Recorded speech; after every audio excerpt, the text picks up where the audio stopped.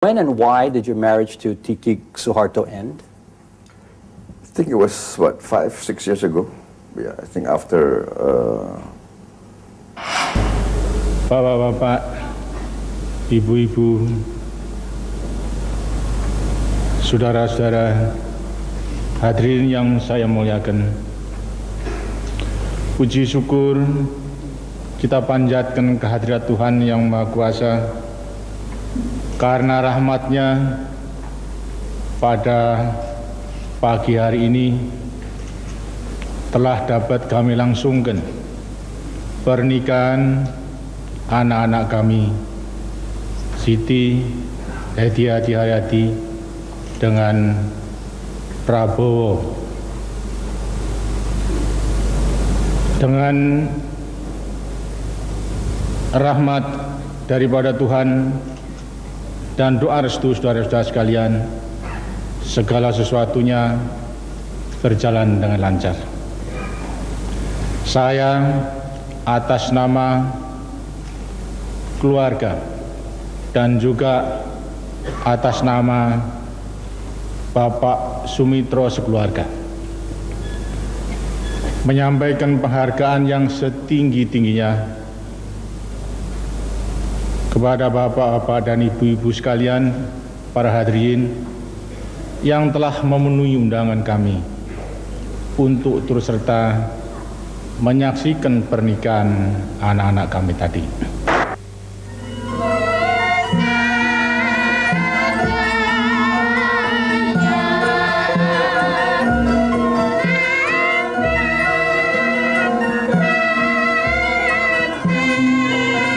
Menjelang akhir perjamuan, kedua mempelai didampingi oleh ayah bunda masing-masing menerima ucapan selamat dari para tamu, sanak keluarga dan sahabat-sahabatnya, didahului oleh kedua eyang putri.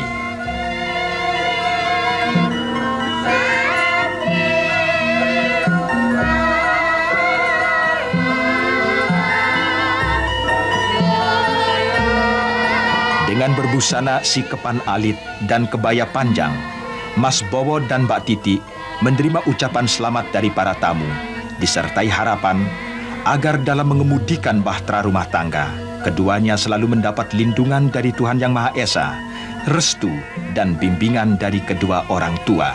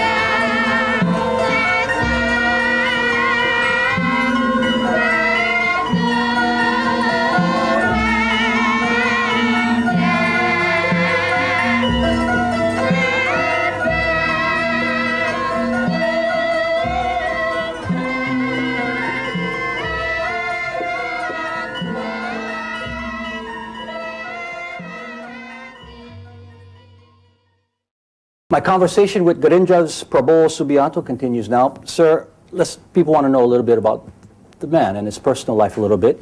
And forgive me if I get too personal, but I want to ask you, because it was a famous and high-profile marriage, when and why did your marriage to Titik Suharto end?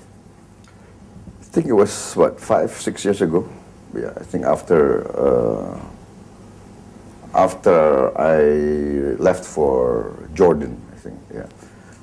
It was personal reasons, some marriages last, some marriages break down. How are you with the Suhartos today? I think better. Yeah, at one time, I think they considered me some sort of, I mean, I think at one time I was accused of being a traitor to the family. I mean, I read accounts where at a family meeting, somebody came up to you and like stuck a finger in your face and said, I'd never step foot in my house again. Was that true? Yeah, it was true actually, yes. But, you know, this is, that's why, one of the reasons why I do believe in democracy, you know, and freedom of the press, because in an authoritarian system, regime, you know, palace intrigues and rumors can make perception seem real.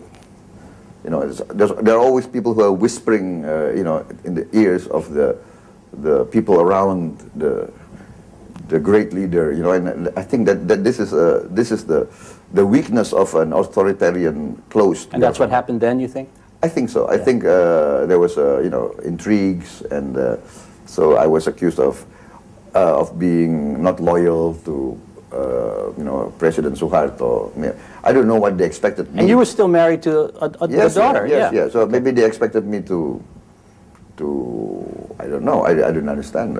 Maybe they did believe that I was behind, perhaps the riots, or, you know, trying to bring down the father-in-law. You know, because in the history of our monarchies, it's very often that the son-in-law, you know, carries out coup d'états against the father, the king. A power grab. In fact, there was the Sultan of Banten. It was a famous kingdom in Indonesia, very famous, very long and strong sultanate.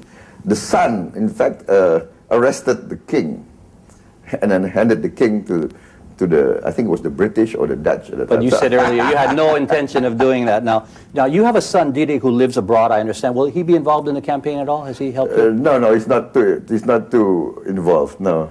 He's not too interested in politics. Not in politics, huh? No. Sir, who is your Indonesian political role model? My Indonesian political role model? I don't have one, actually. I have maybe a combination. Like who?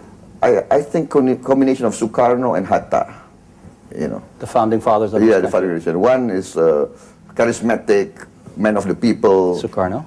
Sukarno, you know, relates to the common man, and the other is the intellectual administrator, you know, the manager who is cool, more rational, less charismatic perhaps, but still both are patriots. So like the CEO, both were patriots. The CEO and the COO, the operating officer. Yes, both were very patriotic, you know, and both were very you know, pro-poor, and because they experienced colonialism, they experienced imperialism, and they experienced the 30s when the capital system collapsed, you know, in the 1929 crash.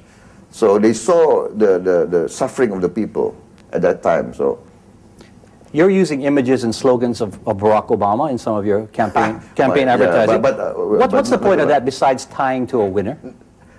You know, Obama went to school in Indonesia, you know, and I think he had also an Indonesian stepfather. So many Indonesians are very proud of that fact. You never played with him as a child? No, I don't. Okay. But you like his mantra and his slogan of change. That's what your similar campaign yes, slogan. I think so. Yeah, I mean. Okay. Now there was a much publicized meeting this week between you and former President Megawati Sukarno-Putri. Yes, what was that about? I am on good relations with her. You know, I respect her. And you got any deals with her? No. We were talking about this indications of systematic cheating. In fact, we are very concerned. You know, we are very, very concerned. If this is not really addressed very soon, I don't know if you can have a free and fair election. Really, it's that serious? It's very, very serious. You mentioned this earlier. You're a wealthy man from business investments with your brother. You open yourself up when you run for office to daily attacks from all sides. Why do you need all this? I think it's sense of duty to my people. Yeah, I think as an Indonesian patriot, if we see our country in difficulties, and I do see my country in a very bad state now, you know, and the stakes are very high. I don't want to see Indonesia break up. I think the alternative, if we don't get our act together, if we don't clean up our act, if we don't bring economic prosperity very fast to our people. I think the alternatives is very, very, it's a nightmare. I mean, it's scary. You have 200 million people, 100 million who are poor, hungry. You can see the radicals coming in, you can see demagogues, and then you can see religious strife, ethnic strife, civil war. It is scary. I don't want this. I think it's my duty now to provide an alternative. I'm giving a message of hope. I'm telling my people we are rich. It's just the incompetence, mismanagement of our elite. If we get our act together, I'm sure we can get back. And I mean the Koreans don't have natural resources. The Japanese don't have natural resources. The Taiwanese don't have natural resources. We have abundance of natural resources. There's no way we cannot get on our feet.